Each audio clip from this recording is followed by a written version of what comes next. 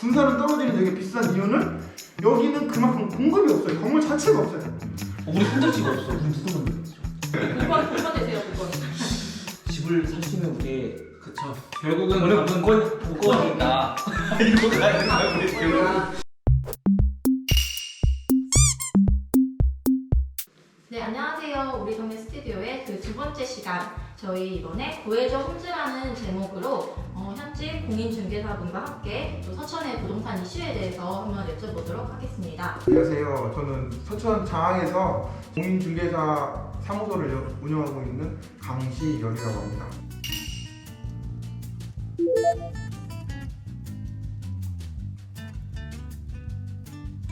공급되고 있는 아파트가 상대적으로 상당히 적기 때문에 수요 공급의 법칙에 따라서 가격이 다른 시골보다는 좀 높은 걸로 지금 책정이 됐고요. 그 이유는 지금 서천군 전체에 그 아파트 세대수가 지금 현재 서천에 한 1,300세대 정도가 있고 장항에 한 900세대 정도가 있어서 총 한 3,000세대 미만 정도밖에 없어요. 물론 인구는 5만 정도가 되는데 그에 반해서 집 아파트가 3,000세대가 안 되기 때문에 가격이 좀 높지 않나 그렇게 생각이 들고요. 군산에 지금 아파트 가격이 상승되기 때문에 서천 지역에도 동반 가격 상승을 지금 보고 있는데요. 전주에서는 그 2년만 보유에서는 양도세 비과세가 안 되기 때문에 군산 지역이 그 보유 2년만 하면 양도세 비과세 되는 지역이기 때문에 군산으로 소유가 많이 몰리고 있는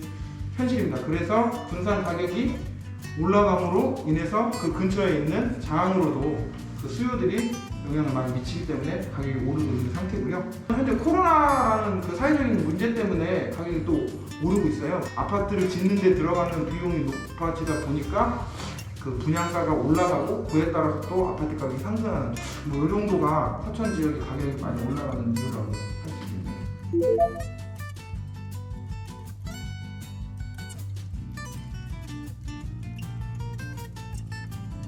서천군 분들이 군산으로 넘어가는데 그 아파트를 소개해달라는 연락도 많이 받고요. 군산 지역이 상승하는 그런 추세에 있기 때문에 군산에서 장항으로 혹은 서천으로 넘어오는데 15분이면 군산까지 갈 수 있기 때문에 지금 현업에서는 연락이 오고 있는 상태예요. 그리고 군산 분들도 가격 차이 때문에 서천군으로 많이 지금 넘어오고 있는 그런 실정입니다.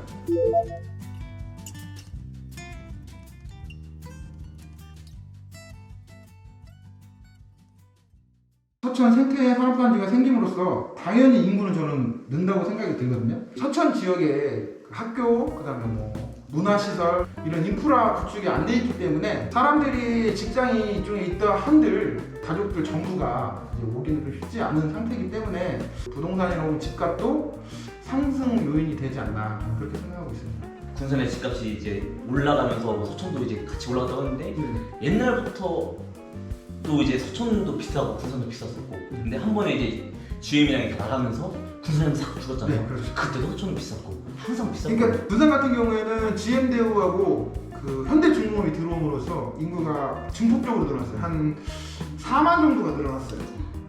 그래서 원룸 수요가 많은 건 군산이 그래서 많았던 거고 그때 한참 건설업자들이 다 원룸을 지은 거예요. 그거 수용할 수 있는 원룸을 다 지은 거예요. 근데 현대중공업이 빠져나가고 GM대우가 빠져나가면서 그 3만 명에서 4만 명 되는 인구가 빠져나가니까 집주인 입장에서는 원룸이 비어있어도 관리비라는 게 나와요. 그렇기 때문에 공급보다는 수요가 적은데 그 상태에서 집주인들을 유지하기 위해서 25만 원을 하는 거예요. 군산은 떨어지는 되게 비싼 이유는 여기는 그만큼 공급이 없어요. 건물 자체가 없어요. 최근 10년 이내에 지어진 아파트가 이테크 더 리브하고 코아로 천년가 2개밖에 없어요. 그거 해봤자 600세대가 안 돼요. 근데 좀 더 거슬러 올라가면 장항 같은 경우에는 20년, 뭐 30년 된 것까지 따져면 한 9,000세대 정도 되고 서천도 10년 이후에 지어진, 그러니까 더 훨씬 전에 지어진 것까지 따져도 10,000세대가 안 돼요.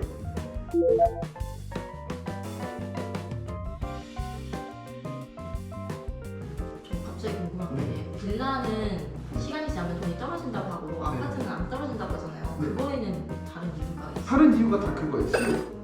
빌라는 일단은 아파트가 없을 때 가는 게 빌라예요. 그렇기 때문에 아파트가 남아 돌아. 그럼 빌라는 무조건 떨어져요. 제가 지금 원룸 살거든요. 네네. 네, 에어컨에 곰팡이가 네. 엄청 많이 펴가지고 네네네. 그래서 청소를 해야 되는데 네. 건물주가 해야 되는 건지 아니면 뭐 세입자가 해야 되는 건지. 일단은 기본적인 민법에는 이 건물 내에 있는 그 모든 정착되어 있는 정착물은 네. 집주인이 들어오는 세입자가 사용 수익할 수 있게 관리를 해줘야 되는 게 일단 민법의 내용이고, 사모품이나 혹은 들어온 세입자가 관리 소홀 혹은 책임이 있는 사유에 따라서 문제가 생기면 세입자가 하는 거예요. 저는 서울에 하진 않았어요. 네. 근데 작년에도 그랬어요. 곰팡이가 있었어요. 작년 그것까지 잘 기억이 안 나요. 그러니까 그런 경우에는 집주인이 해주는 게 아니고 세입자가 하는 게 맞아요. 돈 나가겠네요. 박수로 보내는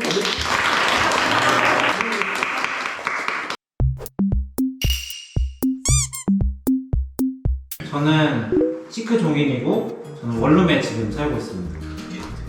저는 초록경이 초록경이고요. 저는 어머니 아버지와 함께 지금 약간 등골을 떼먹으면서 살고 있습니다.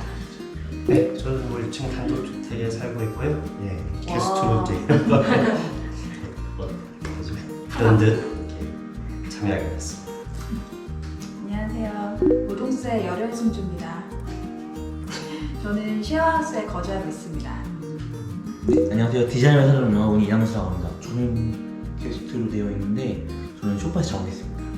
쇼파요? 네, 소파에서 자고 있어요. 회사에서도 네, 회사에서 자고 있다는 내 말씀이에요. 오늘 정말 잘 오신 것 같아요. 또 심도 있게 있다 얘기를 합니다. 그래도 우리가 지금 누군가는 막 비싸요 뭐해요 라고 해도 누군가는 계속 들어가고 있다. 그렇기 때문에 그냥 안 들어간다 라는 게 왠지 맞는 것 같아요. 그래도 영향이 없다. 별 영향이 없을 것 같다. 의사는 내려가도 서천은 그냥 그 상태로 계속 그냥 유지했잖아요. 외국 지금 제가 알기로도. 근데 앞으로도 그냥 이거에서 딱히 오르지도 내려가지도 않고 그냥 이대로 갈 것 같은 느낌이 들었어요. 결국에는 필요한 사람만 산다고 해도 그렇게 높으면은 아까 말씀하셨듯이 차라리 분산으로 가면 되는 거고, 어차피 지금 동일대구에 의해서 출퇴근 시간도 절약이 되고, 또 오히려 더 새롭게 지어진 건물이 있으니 임대 사업을 하시는 분도 뭐 그 인식을 해야 되지 않나. 서천군의 인구가 다 분산으로 가보면 집을 판다고 내놔도 살 사람이 없는데 좀 그것도 염두해 주셔야 되지 않나 그렇게 생각을 합니다. 이 젊은 세대 대부분이 약간 좀 공무원들이 많아요. 그러니까 이분들은 어떻게든 가까운 곳에서 출퇴근해야 되는 상황이다 보니까 원룸을 많이 잡는 것 같아요. 원룸 주인들도 어차피 이 사람들이 가까이 출퇴근하려면 그냥 얘는 올 수밖에 없구나. 원룸도 그런 게 있는 것도 같고, 저희가 그때 정책 중에서 우리 청년주택이 좀 생기잖아요. 그런 것들이 좀 생겨가지고 오히려 사람들이 글로 들어가니까 집이 좀 남아서 이제 좀 가격이 떨어져야 되는지 그런 생각이 생겨야 되지 않을까.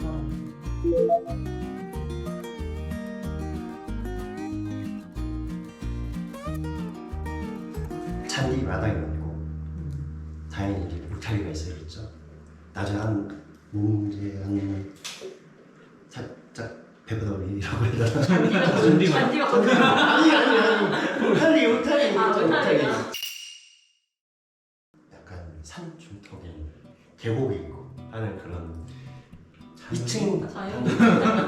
거리에서 되게 로망인 것 같아요. 저도 마당 딸린 집에서 살면서 이제 고양이도 이렇게 좀 뛰어다니고 이런 걸 꿈꾸긴 하는데, 그렇게 하면 너무 관리가 어려울 것 같아서 당분간은 일단 아파트나 뭐 읍내에 거주하는 게 좋은 것 같아요. 뭔가 이 집을 딱 갖고 정착해서 살기보다는 그냥 원할 때 갈 수 있는. 지금은 읍내에 살지만 나중에는 이제 면 리로 들어가서 조용하게 주택에 살고 싶은 마음이 있어요. 마당은 이때 잔디는 없었으면 좋겠어요.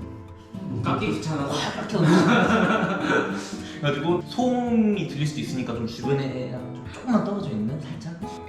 근데 저희가 서천이다 보니까 아무래도 시골 환경에 익숙해서 더 그런 생각들을 더 많이 하는 것 같은데, 맞아. 좀 도시에서 살아온 친구들 같은 경우에는 이렇게 원하는 주거 같은 거, 형태 같은 거 물어볼 때 주변에 역세권. 역세권, 뭐 백화점이 무조건 수세권. 있어야 한다 이런 것들 엄청 따지더라고요. 저 서울 잠깐 올라가 있을 때 고시원에 살았었거든요. 근데 처음에 들어갔을 때는 이 정도면 괜찮지라고 생각을 했는데 보름이 지나는 순간 사람이 미쳐버리겠더라고요. 거기서는 잠밖에 잘 수 없어요. 아무것도 할 수 없어요. 그러면서도 엄청 비싸잖아요. 한 20? 서울에서 20짜리 보시면 있어요? 제가 잘 들어갔나 보죠. 그거 아니야? 그 드라마 아시죠? 타임즈. 타임지요. 아니에요. 그런 여기 냉장고에 고기가 들어있어요.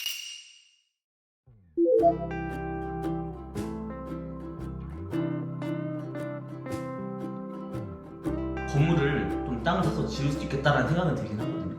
요즘에 이렇게 땅이 이렇게 나오는 것들 보면은 오히려 배보다 배꼽이 더 큰 경우가 많아요. 그러니까 사람들이 접근을 잘해야 될 것 같다는 생각이 들어요. 예를 들면은 논 같은 걸 만약에 내가 저기 괜찮다 보다 해서 좀 싸서 샀는데 거기를 다시 토지를 다시 변경해야 되고 또 거기다 뭐 하수도 묻고 뭐 묻고 하면은 오히려 요즘에 뭐 전원주택 같은 거 짓는 2억보다 더 많이 들 수 있는 상황도 있다 보니까 너무 문제들이 좀 많고 그 자기 집을 마련하는 데 있어서 제 생각에 일단 너무 비싸요. 임금에 비해서. 내가 받는 월급에 비해서 내가 10년, 20년 일해서 도저히 살 수 없을 만한 가격으로 지금 책정이 돼 있기 때문에 이게 저는 가장 큰 문제인 것 같아요. 딱 나오잖아요.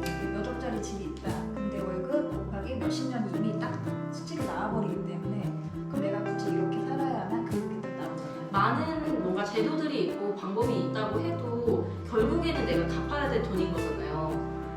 근데 사실 포기하는 마음이 크죠. 제가 얼마 전에 봤는데 대출 상품인데 20대가 대출을 받아서 집을 살 수 있는데 그거 만기가 50년.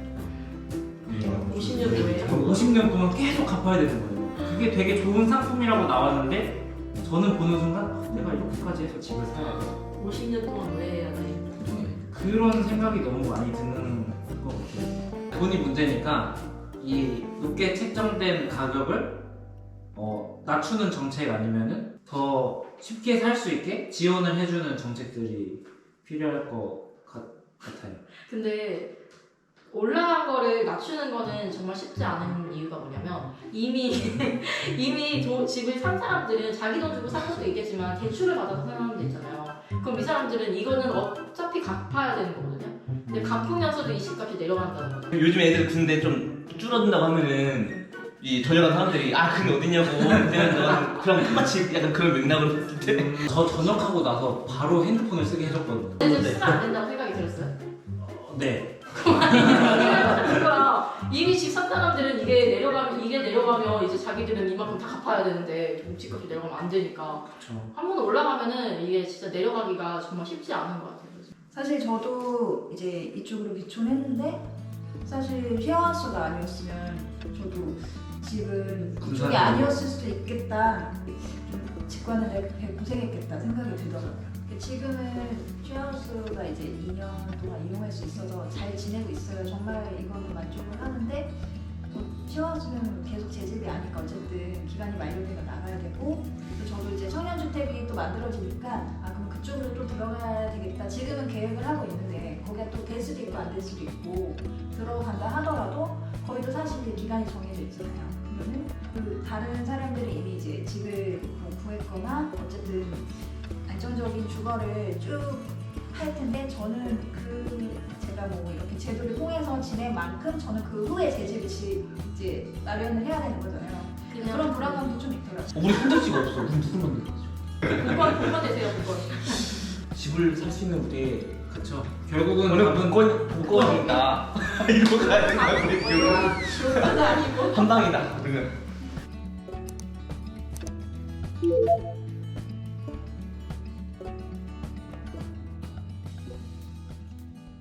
저는 지금 서천군에서 지금 운영하고 있는 쉐어하우스에 거주하고 있는데요.